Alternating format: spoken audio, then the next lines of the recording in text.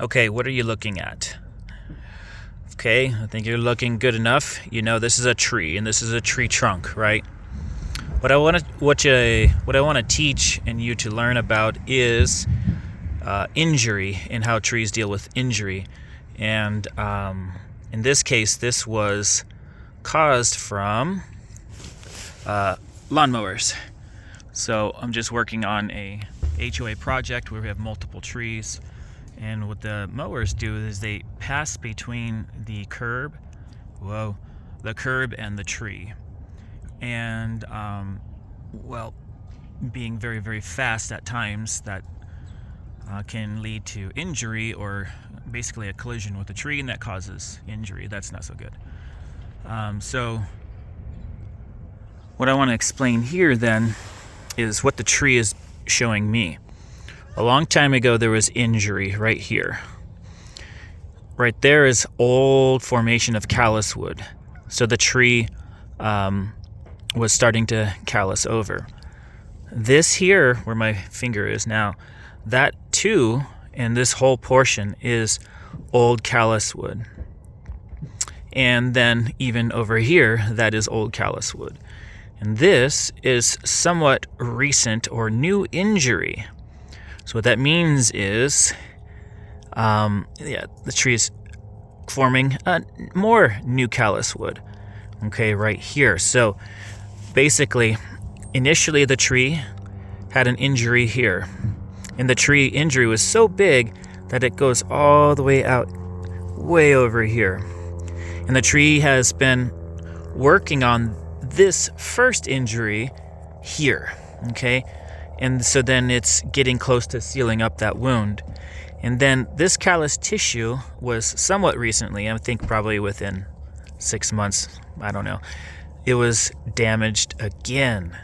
So all this effort, this would be years and years, maybe even close to 5+ years of all this work to be nicked once again.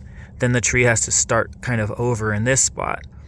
All right, so now I'm going to just kind of direct the conversation to how to get this under control, and it's called deterrence. I want to deter people from injuring from trees, and I'll show you how. It's mulch. So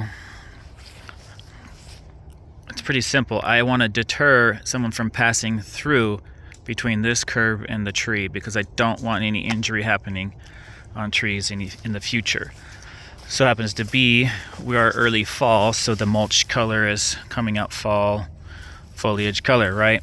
And there actually is wood chip in here. This will provide some kind of immediate nutrition to the tree as it breaks down, and it'll start to insulate at least a little bit of the root zone in this area. But my whole point was, again, how to deter injury from happening on a tree. And mulch is a super cheap solution. The other thing is I showed very large damage from mowers. There is, what we see is trimmer damage, as well as, you can call it weed whacker or trimmer damage. That's kind of where, the guy with the weed whip or the trimmer comes by to do some nice detailed kind of work, right? But then when they do that detailed work around curbs and stuff like that, they naturally get some of the slightly taller grass the lawnmower could not get, and then they weed whip around. The issue is, I have another video on this, but the issue is when that weed whip is hitting the side of the tree is actually forming callus tissue on the inside of the bark, not on the outside. And that callus tissue just may not flow water nearly as fast as just normal wood tissue, cellular tissue to go upward, okay? And so the last place you want injury on a tree is right at its base, and that is the basal root flare. You just don't want to do that. So there we go.